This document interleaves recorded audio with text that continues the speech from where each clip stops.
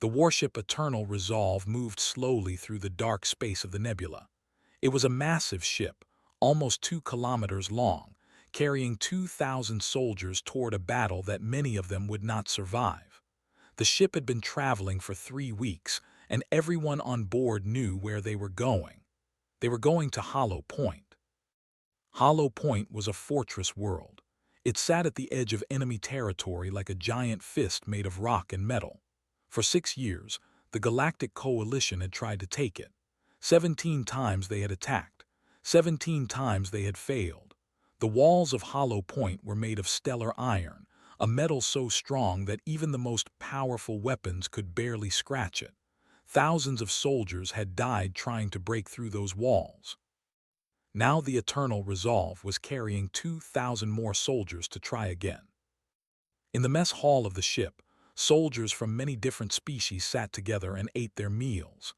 There were Malkin warriors, tall creatures with thick armored skin that could stop a knife. Their bodies were gray and hard like stone, and their eyes glowed with a soft orange light. They had been fighting wars for thousands of years before humans even learned to make fire. There were scouts, quick and graceful beings with 4 arms and skin that could change color. They moved like water, always flowing, never still. Their people were known for their speed and their sharp eyes. I could see an enemy soldier from 5 kilometers away. And sitting alone at a small table in the corner, there was a human. His name was Park. He was 23 years old with black hair cut short and a face that showed nothing. He ate his food slowly and did not look at anyone. He wore the same gray uniform as everyone else, but somehow he looked smaller in it, more alone. Had been assigned to Gamma Company as a cultural exchange asset. That was the official name for it. Everyone knew what it really meant. It meant he was a decoration, a political symbol. Humans had only joined the Galactic Coalition 18 months ago, and nobody really trusted them yet. Nobody really believed they could fight. Humans were considered weak. Their bodies were soft with no natural armor. They lived short lives, only 80 or 90 years, while Malkin could live for 500. They got emotional. They got scared. They got tired. At least that was what everyone believed. Across the mess hall, a woman watched eat. Her name was Han, and she was a captain in the Coalition forces. She was also human, one of only a few who had reached officer rank. She was 34 years old, with sharp eyes and a scar on her left cheek from a battle 3 years ago. Had fought hard to get a human into a combat unit. She had written reports. She had argued with generals. She had made promises she was not sure she could keep. And finally, she had succeeded. Park was the first human to be assigned to a frontline assault team. Now, watching him sit alone while aliens laughed and talked around him, she wondered if she had made a terrible mistake. She wondered if she had sent this quiet young man to his death. A shadow fell over his table. He looked up and saw Sergeant standing there. Was a Malkin, old even by their standards.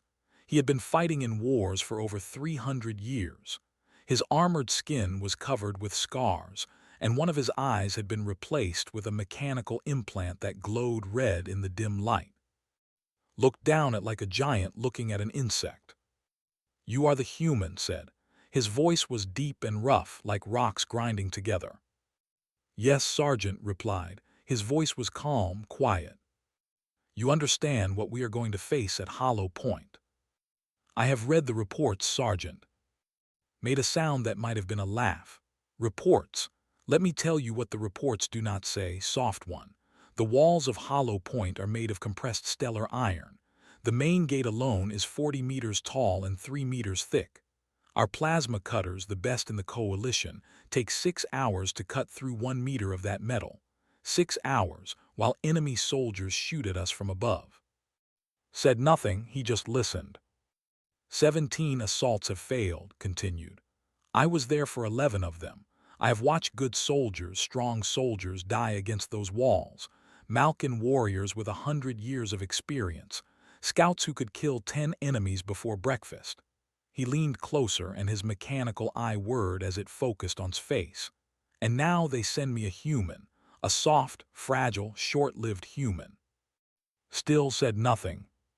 Straightened up. You will stay behind us when we attack. You will not engage the enemy. You will not try to be a hero. Do you understand? I understand, Sergeant. Good, because I will not carry your body home. I will not write a letter to your family explaining how you died because you were too weak to fight. Do not become a burden that we must carry. Walked away without waiting for a response. Around the mess hall, other soldiers had been watching. Some of them laughed quietly. Others shook their heads. A scout near the door said something in her own language, and her companions hissed with amusement. Went back to eating his food.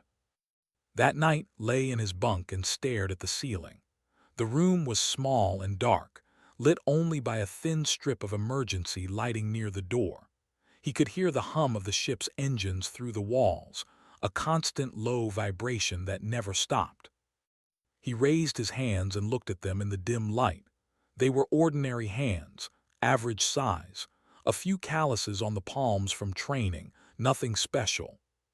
But knew things about those hands that Sergeant did not know, things that nobody on this ship knew. He remembered his home, a small village in the mountains of Korea on a planet called Earth. He remembered his grandmother, a tiny old woman with white hair and eyes that had seen 90 years of life. She used to tell him stories when he was young. She told him about his ancestors, about humans who had survived ice ages when the entire world froze and most living things died, about humans who had hunted mammoths, giant creatures 10 times their size, with nothing but wooden spears and courage, about humans who had walked out of Africa and spread across a planet that tried to kill them every single day. We are survivors, his grandmother used to say. That is what humans are. We survive. When everything tries to kill us, we find a way to live. It is in our blood. It is in our bones. Thought about that now. He thought about Earth, his home world. It was a heavy planet with strong gravity that pulled at everything. Humans had evolved there for millions of years, their bodies growing stronger to fight against that constant pull. Their bones became dense. Their muscles became powerful. They became tougher than they looked. Most aliens did not know this. They saw humans and they saw soft skin and short lives. They did not see what was underneath. 3 days ago, during a moment of turbulence, had grabbed a metal railing to steady himself. When the turbulence stopped, he noticed that he had bent the railing with his grip. He had bent solid metal without even trying. He had told no one. Now, lying in his bunk, he flexed his hands slowly. He felt the strength in them, the strength that Earth had given him, the strength that millions of years of survival had built into his blood and his bones. He did not know what would happen at Hollow Point. He did not know if he would live or die. But he knew one thing for certain. He was not as weak as they thought. Far away at the front of the ship, Captain Hand stood at a window and looked out at the stars. She was thinking about the quiet way he had accepted insults, about the calm look in his eyes. Most humans would have been angry. Most humans would have tried to defend themselves, to prove that they were strong.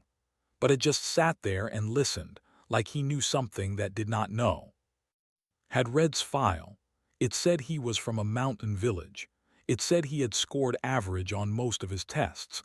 It said nothing special about him at all. But something in her gut told her that the file was wrong. Something told her that Park was more than he appeared to be. She just hoped she would live long enough to find out what. The eternal resolve continued its journey through the dark. In 1 week they would reach Hollow Point. In 1 week the 18th assault would begin. And nothing would ever be the same again. The drop pods fell through the sky like burning stars. There were 200 of them, each one carrying 10 soldiers toward the surface of Hollow Point. The air around them turned to fire as they entered the atmosphere. Inside the pods, soldiers held on tight and prayed to whatever gods they believed in. Sat in Pod 17 with 9 other members of Gamma Company. Next to him was a Malkin named, a young warrior on his first real mission. Across from him sat two scouts, their forearms holding the safety straps.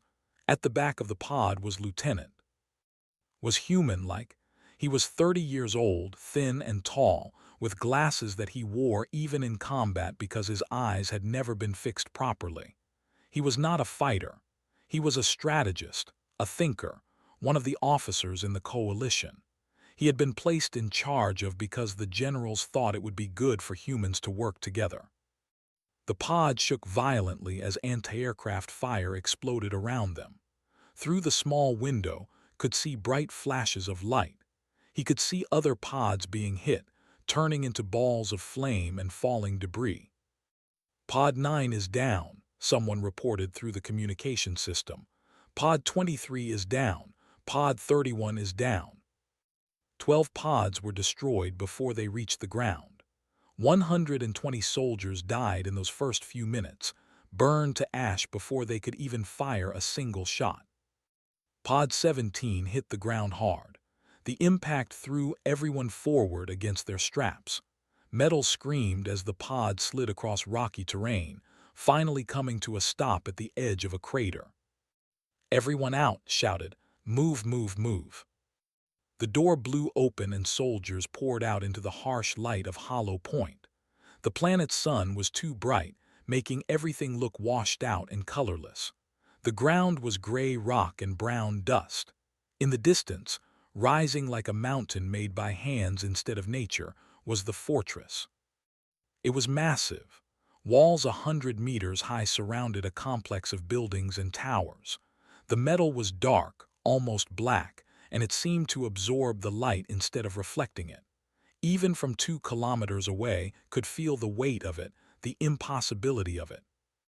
The eastern gate stood at the center of the wall facing them. It was 40 meters tall, sealed shut, and according to the intelligence reports, it was the weakest point in the fortress defenses. Looking at it now, did not think it looked weak at all. Gamma Company gathered in a crater field, using the natural holes in the ground as cover. Around them, other companies were doing the same. 2,000 soldiers had landed on Hollow Point. Now they had to find a way inside. The siege began. For the first 3 days, the engineering teams worked on the gate with plasma torches. These were special tools that could cut through almost any metal, burning at temperatures hotter than the surface of a star. The blue flames of the torches lit up the night, and the sound of burning metal echoed across the battlefield. Progress was slow. After 3 days, the torches had cut through 20 centimeters of stellar iron. The gate was 3 meters thick. "At this rate, we will be here for months," said during a meeting on the 4th night. His voice was bitter. "And we do not have months. Enemy reinforcements will arrive in 3 weeks, maybe less." Captain Hand stood at the edge of the meeting, listening. She had come down with the second wave of troops, bringing supplies and medical equipment. Now she watched as the commanders argued about what to do. "We need more torches," one officer suggested. "We have used all of them," replied. "And even if we had more, the power generators cannot support them. We are already running at maximum capacity." "Then we need a different approach. Explosives, perhaps." Shook his head. "We tried explosives on the 7th assault. The walls absorbed the blast. Stellar iron does not break, it does not crack, it simply endures." The meeting ended without a solution. Days passed. On the 7th day, they brought in sonic drills, machines that used sound waves to break apart rock and metal. The drills screamed like dying animals as they pushed against the gate. After 2 days of constant noise, they had added another 15 centimeters to their progress. On the 9th day, they tried molecular acid, a chemical so dangerous that the soldiers applying it had to wear special suits just to survive being near it. The acid hissed and bubbled against the stellar iron, eating away at it slowly. By the end of the day, they had gained another 10 centimeters. 45 centimeters in 9 days, 255 more to go. Spent those 9 days doing what he was told. He carried supplies. He stood guard. He helped move equipment. He never complained and he never tried to prove himself. He simply did his job and waited. The other soldiers mostly ignored him. Sometimes they made jokes about him, calling him Soft One or Short Life when they thought he could not hear. Heard everything, but he never responded. He just kept working. Watched him carefully during those days. The lieutenant had been told to keep an eye on the human soldier, to report back on how he performed under pressure. So far, had nothing interesting to report. Was quiet, obedient, and utterly unremarkable. But sometimes, late at night, thought he saw something strange. He thought he saw lift equipment that should have been too heavy for him. He thought he saw move faster than a human should be able to move. But every time he looked more closely, was just standing there, looking ordinary. Decided he was imagining things. On the morning of the 10th day, everything changed. The scouts detected movement on the southern ridge. At first, they thought it was just wildlife. Hollow Point had some native creatures, large lizard-like things that lived in the rocks. But as they watched, they realized the movement was too organized, too purposeful. Enemy reinforcements, the lead scout reported. Looks like a full battalion, 500 soldiers, maybe more. They are moving toward our position. The commanders gathered quickly. This was bad. They had expected reinforcements, but not this soon. The enemy must have found a faster route through the mountains. They will hit us from behind while we work on the gate, said. We will be trapped between the walls and their army. Was looking at maps, his mind working fast. There is he said, here on the southern ridge. The path narrows between two cliffs. If we can hold that position, we can prevent them from reaching us. How many soldiers can we spare? Captain Han asked. We cannot spare any, replied. Every soldier we have is needed to protect the engineering teams. If we split our forces, we will be weak on both fronts. Then we lose, an officer said bluntly. If we cannot stop them and we cannot continue the siege, we lose. The room fell silent. Everyone knew it was true. After 9 days of work, after all the sacrifices, they were going to fail, just like the 17 assaults before them. Stood at the back of the room. He had not been invited to this meeting, but no one had told him to leave. He had listened to everything, and now he was thinking. A narrow path between two cliffs. If enough soldiers held that position, they could stop an army. But there were no soldiers to spare. Unless someone went alone. Stepped forward, I can buy time. Everyone turned to look at him. For a moment, no one spoke, then made that grinding sound that served as his laugh. You buy time, against 500 soldiers. The is narrow, said, his voice calm and steady. Only a few enemies can come through at once. One person in the right position could slow them down, maybe long enough for the torches to finish. Grab's arm, his face was pale. That is suicide. You are not armored like the Malkin. You are not fast like you will die in minutes. Looked at his lieutenant. For the first time something showed in his eyes. Not fear, not doubt, something else. I know what I am, said quietly. Before anyone could stop him, he was moving. He grabbed a rifle from the weapons rack and ran toward the door. His boots pounded against the metal floor, and then he was outside, running across the gray rocks toward the southern ridge. Han moved to follow him, but held up a massive arm to block her. Let him go, the old Malkin said. He has chosen his death. We should honor that choice. Stared at him with anger in her eyes. He is just a boy. He is a soldier, and soldiers die.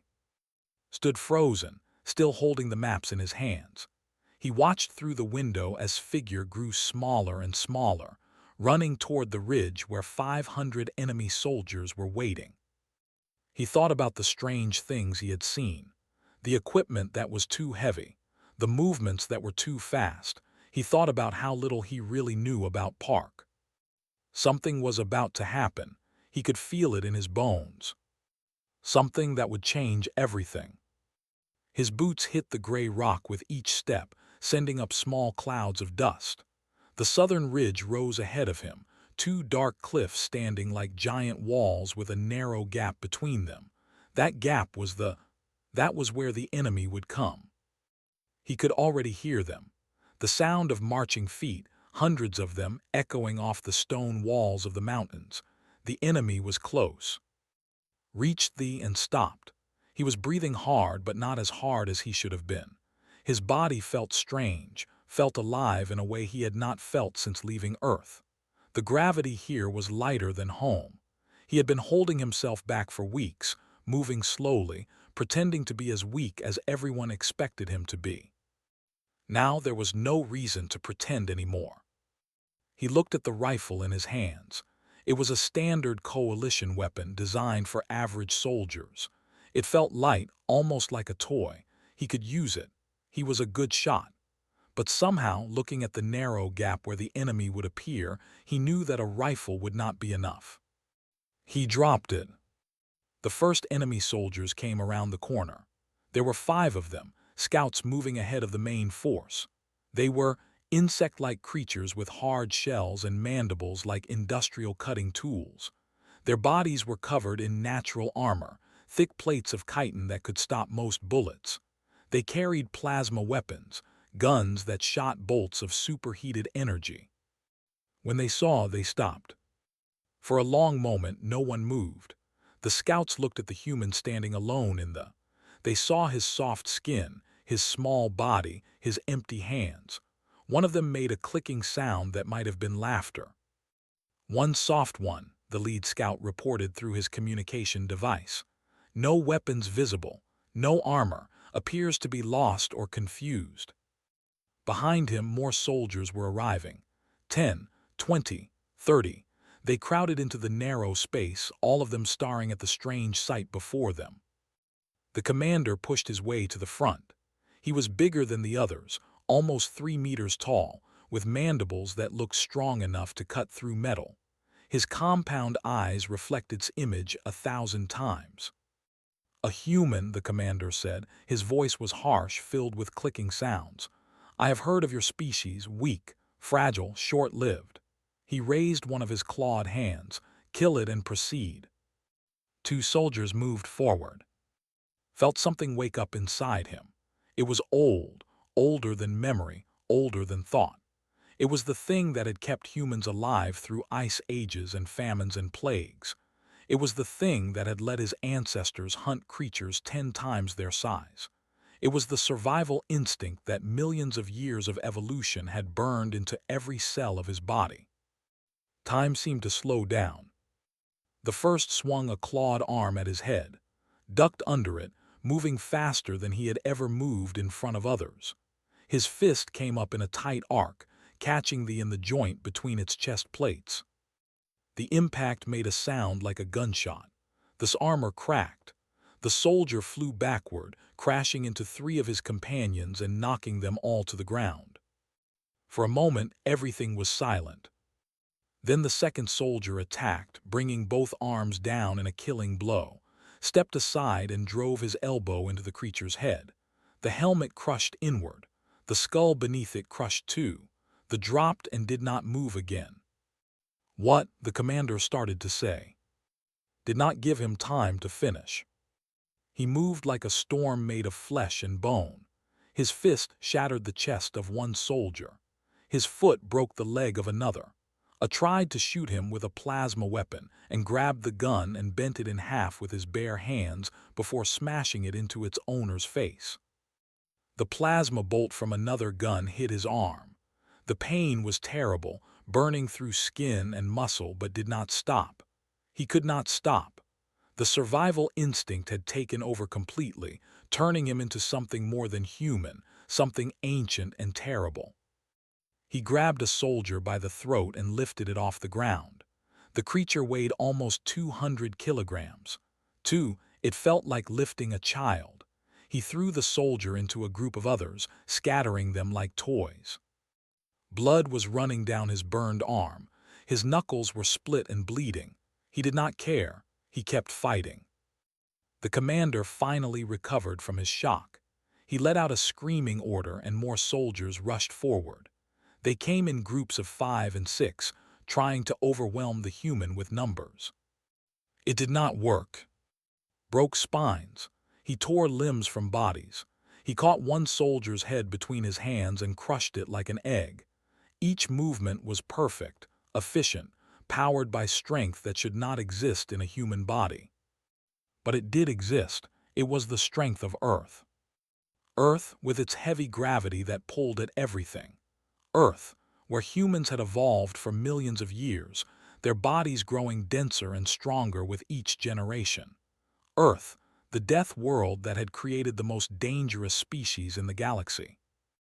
The other species did not understand. They saw soft skin and thought it meant weakness. They did not know that underneath that skin were muscles and bones that had been forged by a planet that tried to kill everything on it. They did not know that humans could push their bodies beyond all reasonable limits when survival was at stake. They did not know what an Earthborn could really do. 4 minutes. That was how long the battle lasted. 4 minutes of blood and screaming and death. When it was over, stood alone in the... Around him lay 27 soldiers. None of them were moving. The rock beneath his feet was dark with alien blood. Behind the bodies, the surviving enemy soldiers had stopped their advance. They stood at the entrance to the... staring at the human who had just killed their scouts with his bare hands. Even the commander, who had seen 100 battles, was frozen with something he had never felt before. Fear. Back at the coalition camp, Private O watched through her long-range scope. She was a scout, trained by masters to observe and report. Her job was to watch the southern ridge and tell the commanders what was happening. But what she was seeing did not make sense. Contact eliminated, she reported through her communication device. Her voice was shaking. She had never seen anything like this. She had never imagined anything like this. 27 hostiles, all down, the human. She could not find the words. Lieutenant grabbed the communication device from her hands. What is happening? What did you see? He killed them all, whispered. With his hands, he just killed them all. Felt cold. He remembered all the times he had dismissed, all the times he had thought the quiet soldier was nothing special. He remembered the strange things he had seen and told himself he was imagining. He had not been imagining anything. Sergeant was standing nearby and he had heard everything. The old Malkin's orange eyes were wide, wider than had ever seen them. When he spoke, his voice was soft with something that might have been wonder. What, whispered, have you brought to this war? Athe stood still and watched the enemy. His body hurt. His arm was burned badly. His hands were covered in blood, some of it his own, but he was still standing. The commander finally found his voice. Fall back, he ordered. Fall back and regroup. The enemy soldiers turned and retreated, moving back down the mountain path. They did not run, but they moved quickly, putting distance between themselves and the monster in human form that had just destroyed their advance force. Let them go. He did not have the strength to chase them. He had done what he needed to do. He had bought time. He sat down on a rock and looked at his hands.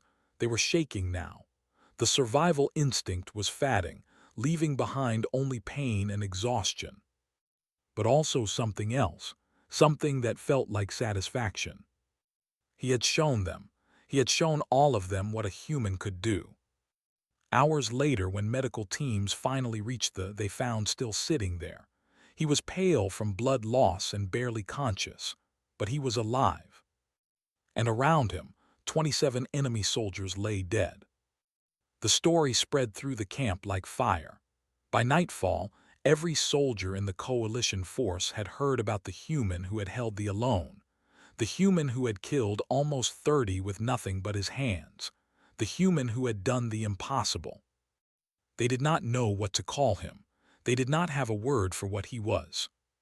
But they would find one.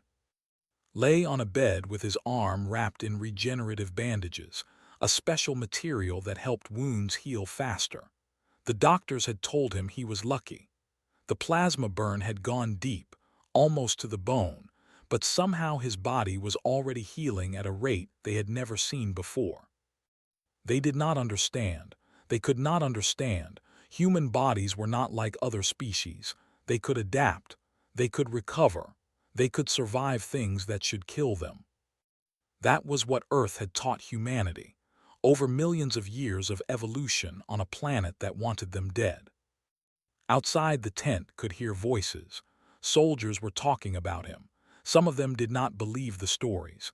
They thought it was exaggeration that had seen things wrong through her scope. A human killing 27 alone, impossible. But others had seen the bodies. Others had walked through and seen the broken shells, the crushed skulls, the dark blood on the rocks. They knew the stories were true. Sergeant came to see him on the second day. The old Malkin stood at the entrance of the medical tent for a long time, just looking at. His mechanical eye whirred and clicked as it focused, taking measurements, analyzing data. Finally, he walked forward and sat down on a chair beside the bed. "I have lived for 342 years," said. His voice was different now, softer than before. "I have fought in more battles than I can count. I have seen warriors of every species, champions and heroes and legends." He paused, and his organic eye met gaze. "I have never seen anything like what you did." Said nothing, he just waited. "I called you soft one," continued. "I told you to stay behind us. I told you not to become a burden." The old warrior made a sound that might have been a sigh. "I was wrong. I have been a soldier for 3 centuries, and I was wrong." "You did not know," said simply. "No one knows about humans, not really." Tell me what your species is. Tell me what I witnessed at that." Looked at his bandaged arm. "Earth is a heavy world. The gravity is stronger than most planets where intelligent life develops. Our bodies evolved to survive that gravity. Our bones are denser. Our muscles are stronger. We heal faster. But that alone cannot explain what you did." "No, it cannot," closed his eyes, remembering. "There is something else. When humans face death, when survival is the only thing that matters, something changes in us. Our bodies release chemicals that push us beyond normal limits. Our minds become focused, clear, fast. We become what our ancestors needed to be to survive ice ages and predators and wars." Adrenaline said he had heard the word before. "Yes, but other species have similar responses. Not like ours, our response is more. Humans can lift vehicles to save their children. Humans can run for hours with broken legs. Humans can fight until their hearts literally stop, and sometimes even beyond that." Opened his eyes. "We do not know how to quit. It is not in our blood." Was silent for a long time. Then he stood up and put one massive hand on shoulder, very gently. "Rest," he said. "You have earned it." 3 days passed. His arm healed faster than anyone expected. On the 12th day of the siege, he left the medical tent and walked back to the front lines. The gate still stood. The engineering teams had made progress, but not enough. They had cut through about 60 centimeters of stellar iron, less than a quarter of the total thickness. And now there was a new problem. The plasma torches had failed. A power surge had overloaded the generators, burning out the delicate components that made the torches work. The engineering teams had spent a full day trying to repair them, but the damage was too severe. The torches were dead. "How long to cut through manually?" Lieutenant asked during an emergency meeting. The lead engineer with gray skin and tired eyes shook his head. "With the tools we have left, a month, maybe longer." "We do not have a month. The enemy is regrouping. Our scouts report that their main force will arrive in 10 days. Then we need to evacuate. Fall back, regroup, try again with better equipment." Captain Hand slammed her hand on the table. "We have lost too much already. If we leave now, all those deaths were for nothing. If we stay, we will all die." The argument went on, but was not listening anymore. He was looking at the gate. 60 centimeters. That was how much they had cut through. 240 centimeters remained. The metal was dark in the light of the planet's sun, cold and silent and impossibly strong. But was it really impossible? Remembered his grandmother's stories. He remembered the humans who had broken through ice to find food, the humans who had smashed through walls to escape fires, the humans who had refused to accept that anything was truly unbreakable. He remembered the railing on the spaceship, the one he had bent without trying. He remembered what his hands had done at the... Without saying a word, left the meeting and walked toward the gate. The guards saw him coming but did not try to stop him. Everyone knew who he was now. Everyone had heard about the... They watched in confusion as the human walked right up to the massive gate and stood there looking at it. Pressed his palm against the stellar iron. It was cold, colder than he expected. He could feel the weight of it, the density of the compressed metal. Millions of tons of material forged in the heart of a dying star. Behind him, footsteps approached, had followed him from the meeting. "What are you doing?" the old Malkin asked. Did not answer. He pulled back his fist and hit the gate. The sound was like thunder. It echoed off the walls and rolled across the battlefield. Soldiers everywhere stopped what they were doing and looked toward the gate. A crack appeared in the metal, small hairline almost invisible, but it was there. Stepped backward.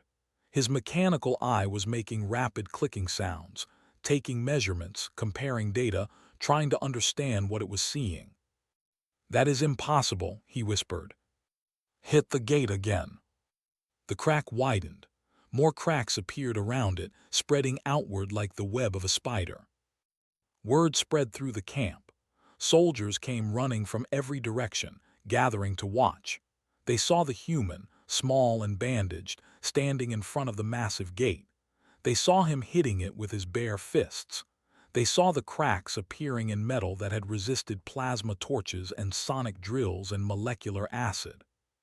Hit the gate again, and again. His knuckles split open.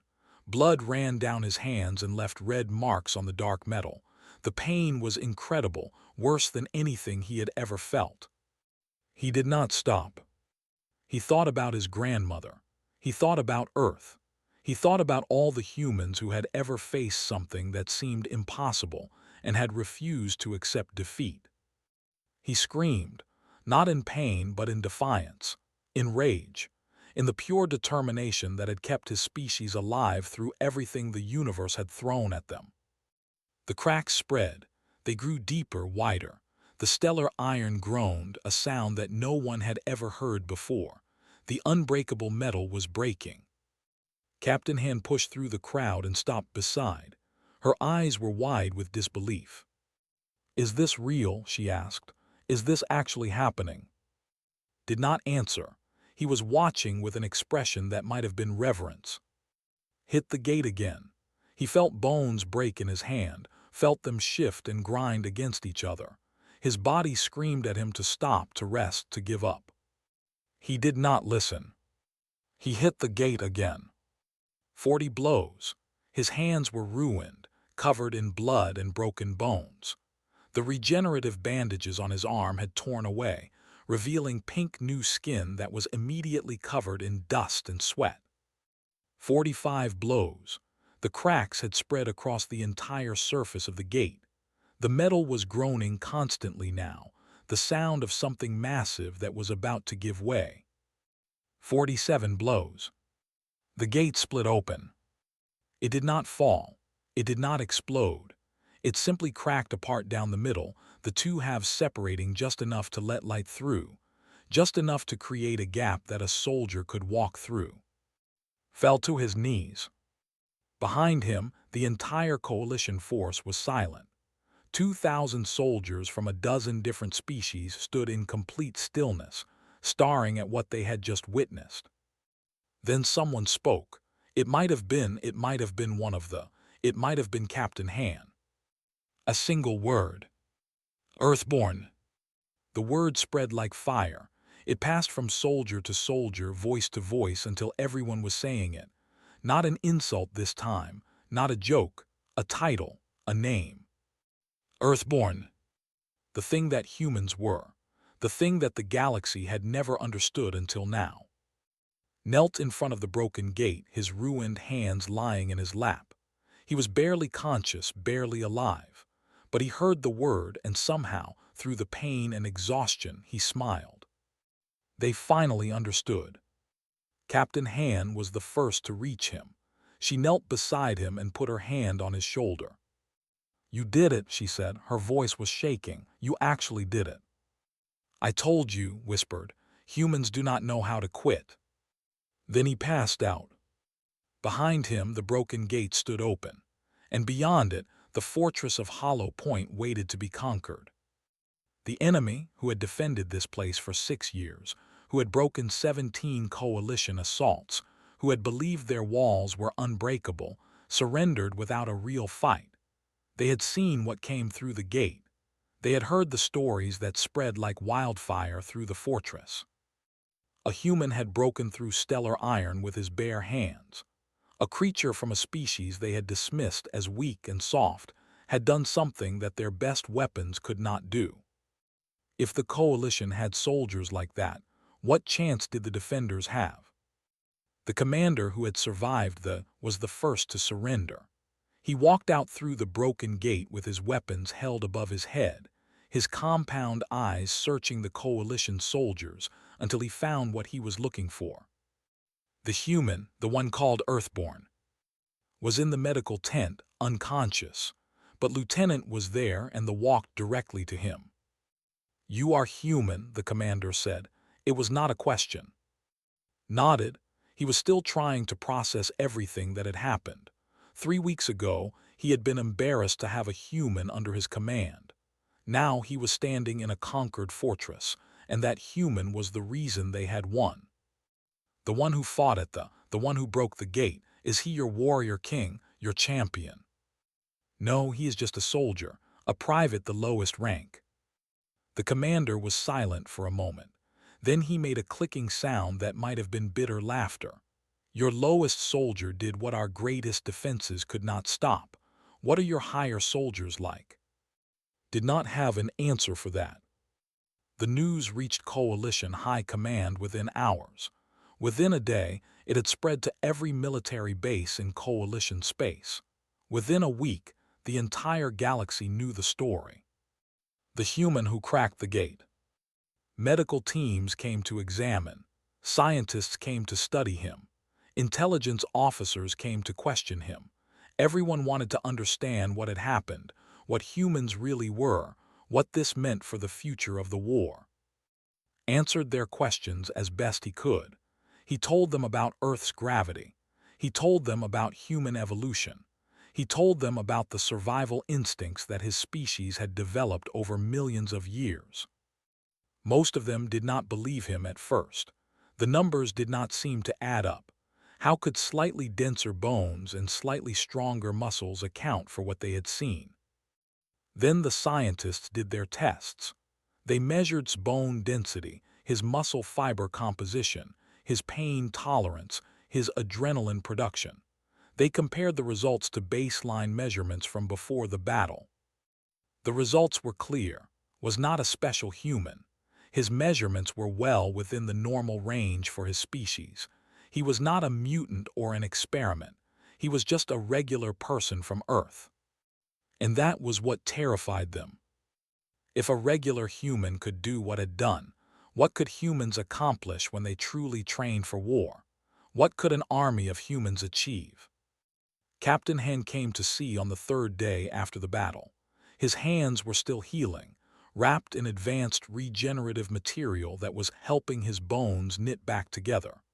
The doctors said he would make a full recovery in about a month. Han sat beside his bed and looked at him for a long time without speaking, waited. He had learned to be patient. "I fought for 2 years to get a human into a combat unit," Han finally said. "I wrote reports. I argued with generals. I made enemies in high places. Do you know why?" Shook his head. "Because I knew what we were. I grew up on Earth in a small town near the coast. When I was young, there was a storm, a big one. the kind that destroys buildings and kills people. My father went out into that storm to rescue our neighbors.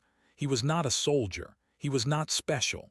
He was just a man who could not watch other people die. She looked at her hands. He saved 11 people that night. He carried them through wind that could knock down walls. He swam through water that should have drowned him. When they found him the next morning, he had 3 broken ribs and a collapsed lung. But everyone he went to save was alive. Understood, humans do not quit. We do not quit, Han agreed. It is not stubbornness. It is not stupidity. It is something deeper, something that has been part of us since we were hunting with wooden spears. When survival is at stake, we become something more than what we appear to be. She stood up and walked to the window. Outside, coalition soldiers were moving through the fortress, securing supplies and processing prisoners. Malkin warriors walked beside scouts, and here and there a human could be seen among them. More humans than before. Things are going to change now, Han said. The Coalition Council is already talking about increasing human recruitment. They want more soldiers like you, more Earthborn. Looked at his bandaged hands. I am not special. Any human could have done what I did. I know, that is exactly what frightens everyone. She turned to look at him. And that is exactly why I fought so hard to get you here. I wanted the galaxy to understand what we are. And now they do. Han smiled. It was a complicated smile, filled with pride and sadness and something that might have been hope. Now they do. Across the galaxy, the story spread. It was told in barracks and meeting rooms, in ships and stations, in the quiet conversations of soldiers who had seen too much war. The details changed with each telling. In some versions, killed 100 enemies at the. In others, he punched through the gate with a single blow. The facts became legend, and the legend became something larger than truth. But one thing remained constant in every version of the story. One word that captured what the galaxy had learned about humans. Earthborn. Private O requested transfer to a human-integrated unit. She had watched through her scope. She had seen what a human could do. Now she wanted to fight alongside them. Lieutenant wrote the official report on the battle. He was careful to include all the details, to explain human physiology as accurately as he could. At the end of the report, he added a personal recommendation. Human soldiers, he wrote, should be for combat roles. Their capabilities had been seriously underestimated. The report was read by every senior officer in the coalition. Within 6 months, human recruitment had tripled. Sargent did something he had never done in 300 years of service. He personally recommended for the coalition's highest combat honor, the Star of Valor. In his recommendation letter, he wrote simple words. This soldier showed courage beyond anything I have witnessed. He held alone against superior numbers. He broke an unbreakable gate with his hands. He did what entire armies could not do. I called him Soft One when we first met. I was wrong. He is the strongest soldier I have ever known. Received the Star of Valor in a ceremony attended by representatives from a dozen species. He stood on a stage in front of cameras that broadcast his image across the galaxy. Millions of beings watched as the medal was placed around his neck. When they asked him to speak, he said only a few words. I am just a soldier. I did what humans do. We survive, we fight, we never quit. That is what Earth taught us. In barracks and war rooms and quiet places across 100 worlds, veterans began to whisper a new word when humans walked past. They did not call them soft ones anymore. They did not call them short lives or fragile or weak. They called them Earthborn. It was a word of respect, a word of fear, a word that carried the weight of everything the galaxy had learned about humanity. And somewhere on a small blue planet in an ordinary solar system, an old woman sat in a mountain village and watched the news. She saw her grandson standing on a stage, wearing a medal for valor. She saw the word Earthborn appear on the screen.